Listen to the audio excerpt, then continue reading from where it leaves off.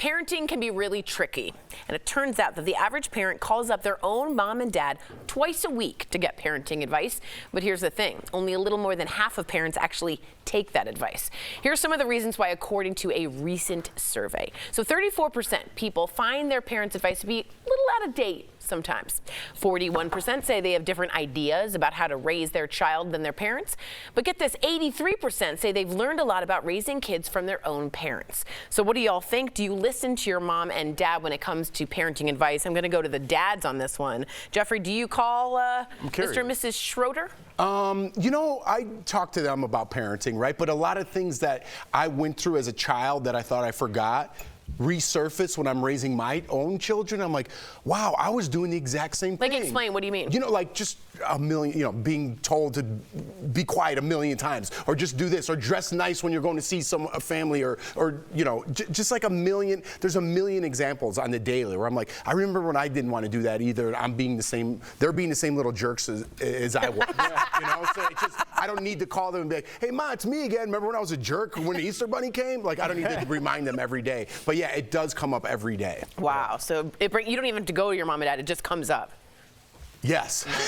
I'm glad I got that answer right on this quiz. What about you? I mean, for myself, I feel like I really lean on my mother, especially. Obviously, my father passed away, but I think parents are really good at looking at relationships in a long-term way, where it's just like, you know, with Erica's my daughter, and I'm like, she did this. I want to say this to her. It's like, how is that going to play out a year from now? If you tell her she can't do this weekend, how is she going to handle that a month from now, 2 years from now? And just so having that long-term vision of just like seeing somebody become an adult as opposed to somebody that's helping somebody become an adult, it's kind of the same perspective, but it's different.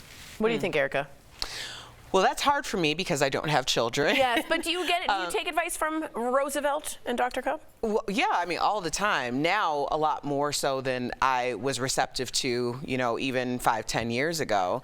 But it's interesting because I have conversations with my mom, and it's like my mom and I have this mother-daughter relationship, but we have a friendship. Sure. And I think about some of the things that she will say to me about like interpersonal relationships, or, you know, like how I'm managing my life.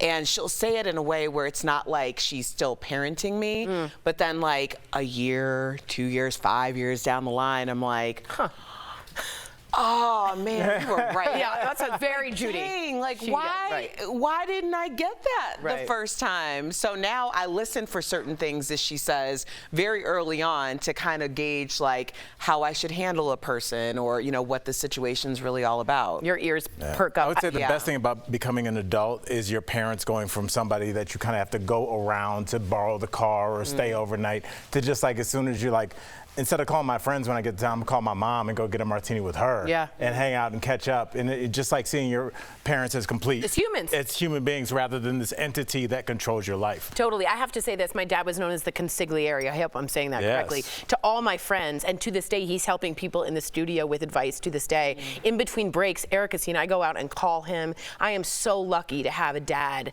that not only gives me like just like practical advice, but philosophical advice about life. And one time I remember I was freaking out, 7th grade, really upset, and I was crying, and it was like 1 in the morning, and my dad had work, and he looked at me and he goes, I'll always have time for you to get advice. Sometimes it's just time. Right. And he does give you and he gives me a lot of time. A lot of time, and that's He's giving me time. So yeah, Jerry is amazing, and I'm very lucky for that. I love him a lot, and because of that, mostly the time he gives me.